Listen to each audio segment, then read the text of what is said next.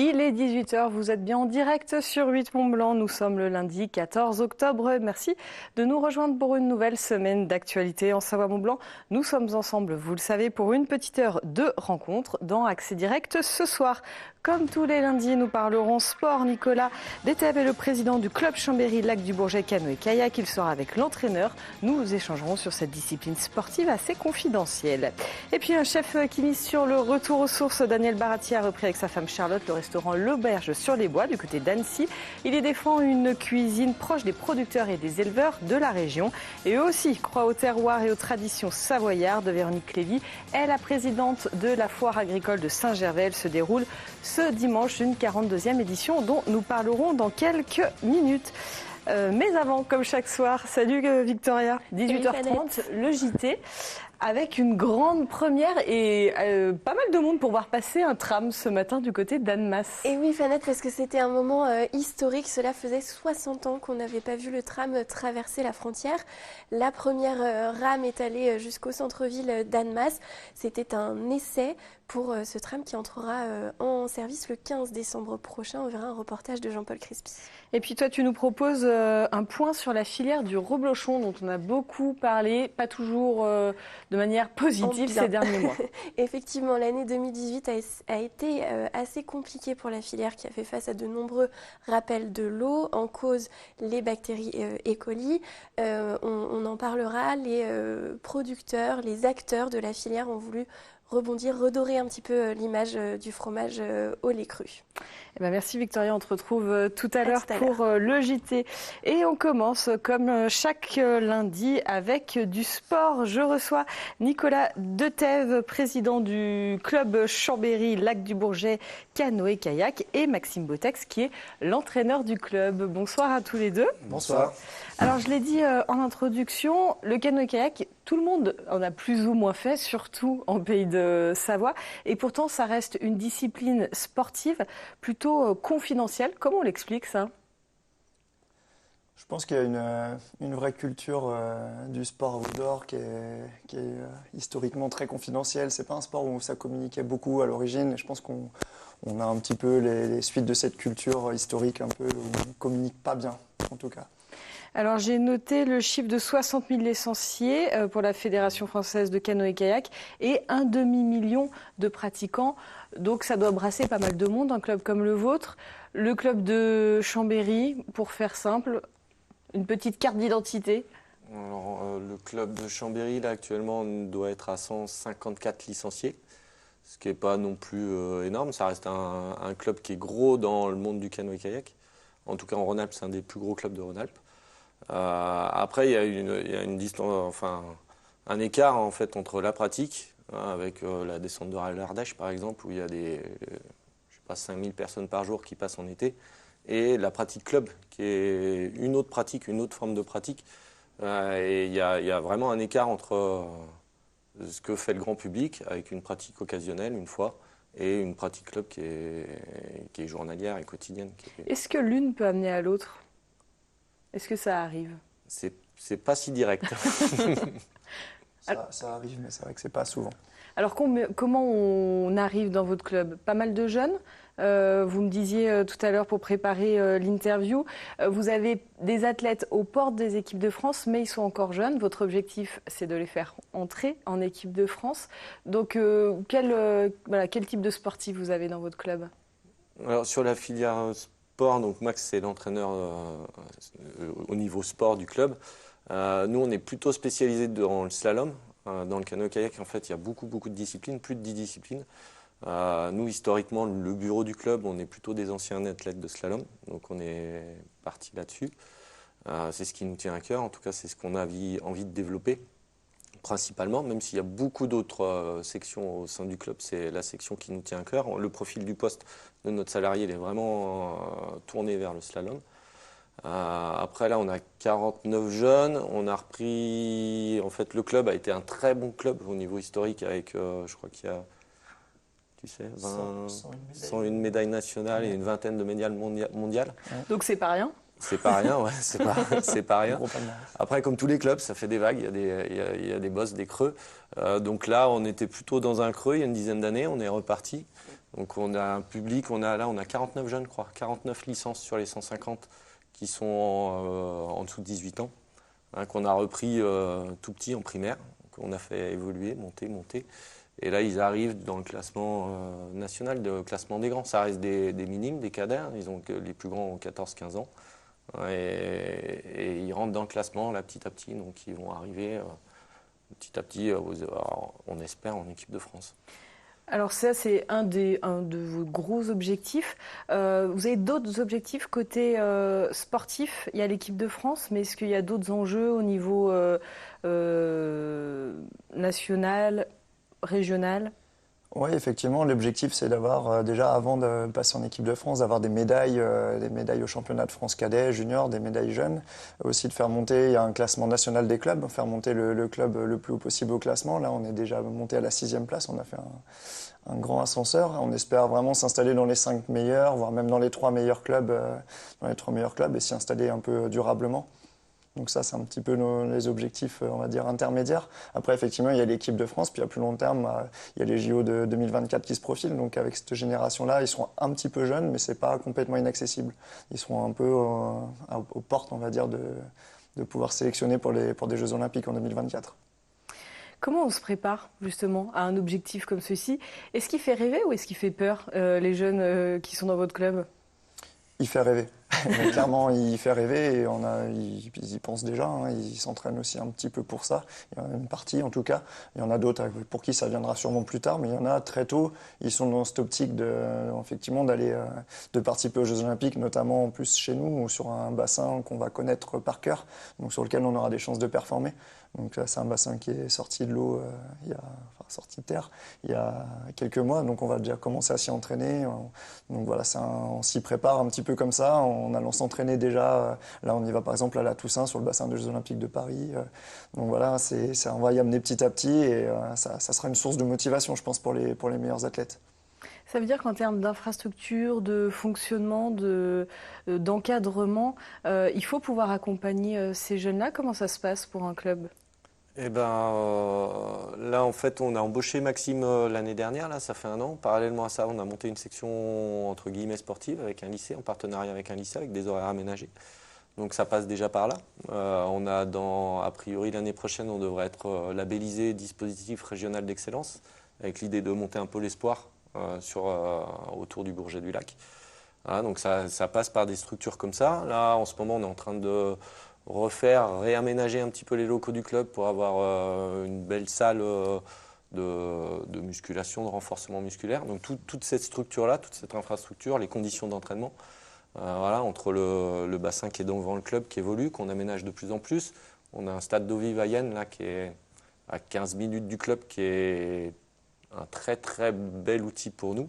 Hein, donc tout le ski de fond l'hiver, qui fait un peu la préparation physique générale, tout cet ensemble-là fait que c'est un site qui est quand même assez propice pour être un bon lieu d'entraînement pour de futurs athlètes de haut niveau, quoi.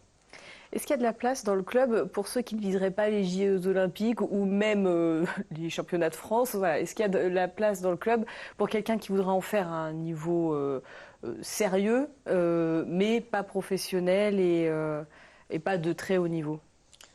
Oui, il y a de la place pour tout le monde. Le but, c'est pas forcément l'aboutissement de tout ça, c'est pas forcément que le haut niveau, c'est aussi une école un petit peu de vie. Hein. Le sport, ça reste un vecteur de progression dans plein de domaines. On apprend plein de choses en faisant du sport, même en petite compétition, en loisirs. Donc le but, avant tout, c'est d'apprendre un peu tout ça à vivre ensemble, apprendre à se fixer quand même des objectifs, même si c'est pas des objectifs de haut niveau.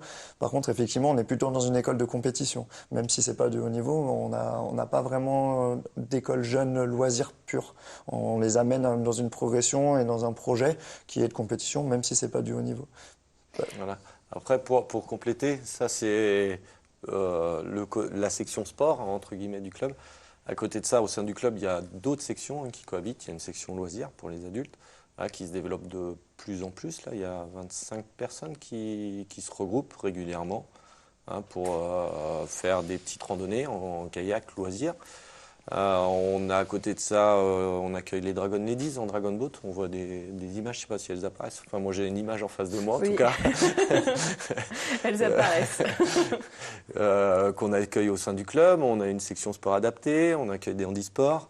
Voilà, on a une section kayak polo aussi. Voilà, donc le gros cœur du club, le vivier, c'est l'école de compétition slalom. Mais à côté de ça, il y a aussi d'autres sections qui cohabitent au sein du club. Rapidement, est-ce qu'il y a un ou deux grands rendez-vous qui vous tiennent à cœur là dans les mois à venir? Voilà, en sachant que l'hiver arrive, donc c'est peut-être un peu plus calme. ça va se calmer, mais pas tout de suite. On a les play-offs, donc on a une compétition importante qui donne accès aux différents niveaux. C'est un petit peu comme en foot, il y a Ligue 1, Ligue 2, nous on a National 1, National 2. Donc là, on va présenter des jeunes athlètes aux play-offs N2, N1 pour accéder au plus haut niveau national en fait. Donc ça, c'est pour les jeunes, ça va être un rendez-vous important. Et après, effectivement, on va arriver sur l'hiver, on va préparer comme il faut les sélections équipes de France qui auront lieu en mars-avril l'année prochaine. Donc on touche du bois. C'est ça. Exactement. Eh ben merci, vous viendrez nous donner des nouvelles alors en espérant donc qu'on verra des Savoyards en 2024. On croise les doigts, effectivement. Merci d'être venu sur le plateau d'Accès Merci Direct. à vous. Merci beaucoup. Merci. J'accueille maintenant Véronique Clévy, qui est la présidente de la Foire agricole de Saint-Gervais. Bonsoir. Bonsoir. Alors, 42e édition de cet événement qui célèbre l'agriculture de montagne et le terroir au Savoyard. 42 ans que ça dure. Comment ça a commencé ? Ça a commencé par un petit groupe de commerçants, ce qui peut paraître bizarre, qui voulaient une animation pour l'automne avant de rentrer dans la pleine saison du ski. Et ils ont pensé à recréer la foire qui existait, qui était une foire du canton, donc qui existait depuis le Moyen-Âge. Et ils se sont lancés là-dedans, alors en partant au départ avec quelques agriculteurs, un petit repas qui se faisait, c'était de manière très, très bonne franquette, conviviale, et petit à petit, ça a pris de l'ampleur pour devenir maintenant une foire où on estime à plus de 10 000 visiteurs la journée. Voilà. Et les éleveurs, les producteurs, alors on va en reparler, il y a aussi toutes les associations qui participent, mais donc le monde agricole aime se mobiliser sur ce type d'événement. C'est important pour le partage, la transmission. Voilà, c'est important déjà parce que c'est traditionnel et malgré tout, même si on a beaucoup de jeunes agriculteurs, ils aiment cette tradition. Et ils sont fiers de montrer leurs bêtes, leur cheptel, leur savoir-faire. Et ça, c'est magnifique, c'est un vrai plaisir. En plus, on a quand même des élevages de qualité. On a quelques éleveurs laitiers. On en a d'autres qui font plus des génisses. Et c'est quelque chose de très vivant. Et ça fait un pré de foire qui est à la hauteur de notre commune. Parce que malgré tout, on a peu maintenant d'exploitation sur les communes. Ça diminue de plus en plus. Mais j'allais dire que les agriculteurs qu'on a, qui sont certains qui vivent uniquement de l'agriculture et d'autres qui sont plus réactifs, on a quand même des élevages de très grande qualité. Et c'est l'entretien de la montagne. Ils viennent d'où ces agriculteurs ? Ils sont tous de Saint-Gervais parce que la foire, c'est une obligation, c'est le ticket d'entrée. Alors, il faut pas qu'on oublie nos amis des Contamines parce que la foire, elle a toujours été, enfin quand elle a commencé à se redévelopper, elle a pris tout le Val-Montjoie. Donc, on a deux exploitations qui viennent des Contamines et le reste sont sur Saint-Gervais. Et puis, on associe aussi les élevages de chèvres et de moutons. Et puis, on a l'association des âniers muletiers qui présente des mules. On a un agriculteur, un éleveur d'ânes qui fait aussi son savon d'ânesse. On a des propriétaires de chevaux aussi qui viennent montrer leurs bêtes et c'est très varié, c'est très joli. Alors vous l'avez dit, près de 10 000 visiteurs attendus. Je suppose qu'en termes d'organisation, c'est quelque chose. Donc pas mal de bénévoles. Vous êtes à la tête de pas mal de bénévoles qui mobilisés depuis plusieurs mois déjà. Finalement, l'équipe n'est pas très grosse, l'équipe qui organise. On tourne à peu près une quinzaine, mais surtout à 6 qui travaillent vraiment peut-être un peu plus continuellement, plus activement. Ce qui fait aussi notre fierté, c'est qu'on est quasiment que des femmes à la tête. Donc, c'est suffisamment rare pour le signaler. Voilà, oui, j'ai cette petite fierté, on va dire. On est une équipe féminine, puisque Flavie, qui, elle, est responsable du concours agricole, parce que c'est pas ma partie, donc elle a cette formation-là qui permet d'aller plus facilement vers les choses importantes pour le concours agricole. Donc Flavie est aussi une femme, la secrétaire est une femme, la trésorière est une femme. Donc voilà, la tête est régie par des femmes. C'est peut-être pour ça que ça marche très bien. J'osais pas le dire. Alors du coup, dimanche 20 octobre, à partir de 9 h, un défilé à 13 h 30. Voilà. Pas mal de monde attendu, donc un peu de logistique, il faut s'y prendre peut-être un petit peu à l'avance. Alors, la logistique, elle est plus importante pour ceux qui viennent se présenter sur la foire, parce que c'est ce qu'il y a de plus difficile, c'est qu'il faut il faut fermer le centre-ville et installer tout ce petit monde qui vient exposer. Donc ça, c'est un petit peu compliqué. Le matin, on va dire entre 5 h et 9 h, c'est du sport, et après, la fête peut commencer. Et c'est vraiment une fête de grande envergure et c'est un moment de rencontre des Saint-Gervolins déjà parce que c'est un petit peu l'entrée dans l'hiver, hein, on est fin octobre. Et beaucoup d'associations, et pas seulement voilà. Les associations agricoles sont présentes. Ah non, on a toutes les associations de parents d'élèves par exemple. Cette année, c'est la buvette. Et alors on a un système qui fait qu'on alterne les repas servis à la salle et la buvette, ce sont toujours des gens qui doivent être en rapport avec l'enfance, avec les jeunes de Saint-Gervais. Donc cette année, la buvette est tenue par l'association de parents d'élèves de l'école privée et la restauration est faite par le ski club de Saint-Gervais. Pour la restauration, ça représente pratiquement une centaine de bénévoles. Hein. Vous voyez la mobilisation qu'il peut y avoir. Mais c'est toute la population de Saint-Gervais qui fait ça. Donc il y a des associations sportives, des associations de parents d'élèves. Et tout ça, le jumelage, tout ça fait que tout le monde se retrouve sur le pré de foire et propose qui du farcement, qui des gâteaux, des soupes, plein de choses différentes. Comment on s'y prend si on veut venir et profiter d'une journée sans galère de parking, d'embouteillage? Il y a des navettes, des calèches qui sont proposées. Alors le parking le plus important est celui de la télécabine de Saint-Gervais. Et depuis la télécabine, il y a une navette hippomobile, comme vous avez dit, la calèche, qui amène les gens jusque vers le centre-ville. Et il y a une deuxième entrée de la foire qui se fait sur le côté de la route des Contamines et de Megève, qui là est faite avec une navette qui est un véhicule que conduisent des bénévoles cette journée-là, en faisant plusieurs allers-retours, pratiquement toutes les 10 minutes, un quart d'heure, vous avez une navette. Alors le plus difficile, c'est qu'après, il y a tellement de monde, tellement de voitures que la navette a du mal à circuler. Mais sinon, tout se passe très bien. Et c'est vrai que les gens apprécient beaucoup la calèche. C'est même une petite diligence parce qu'il y va à peu près 8 à 10 personnes sur le véhicule. Et donc, je rappelle, ça commence dès 9 h ce dimanche avec le défilé à 13 h 30. Côté météo, comment ça s'annonce? Normalement, il fait toujours beau à la foire de Saint-Gervais, on vous dira. La première foire que j'ai organisée il y a 6 ans, quand j'ai pris la présidence, j'ai été arrosée copieusement. Normalement, c'est tous les 10 ans qu'on a un coup de mauvais temps. Donc là, pour l'instant, c'est pas favorable, mais je pense que d'ici dimanche, ça va aller très bien. Eh ben, c'est tout le mal qu'on peut vous souhaiter. Merci beaucoup. Et puis, j'ajoute que 8 Mont-Blanc est partenaire de l'événement et donc il y aura une émission tournée dimanche depuis Saint-Gervais. Donc vous pourrez suivre ça sur nos réseaux sociaux et sur l'antenne, bien sûr. Merci beaucoup d'être venu nous parler de l'événement. Merci. Merci je à vous. vous laisse rejoindre la régie et je vais accueillir un autre amoureux, je vous en prie, un autre amoureux du terroir savoyard. J'accueille Daniel Baratier qui est le chef de l'auberge sur les bois située sur les hauteurs d'Annecy, Annecy-le-Vieux. Bonsoir Daniel. Comment ça va? Ça va et vous? Ça va. Et vous venez pas les mains vides? Et non. Alors, qu'est-ce que c'est? On va parler évidemment de vous et du restaurant, mais quand même. Donc, c'est un pain. C'est un pain fabriqué par vous? Tout à fait. Donc, nous, à l'auberge, on fait le pain avec des semences paysannes les farines viennent de Bonne, de la ferme de l'Ouex. Donc, pain, en fait, la particularité, c'est que de l'eau, de la farine et du sel. Rien d'autre. Et c'est cuit tous les matins et pétri 2 fois par semaine. Voilà. Et pour l'avoir goûté, je ne vais pas mentir aux téléspectateurs, c'est très très bon. Merci.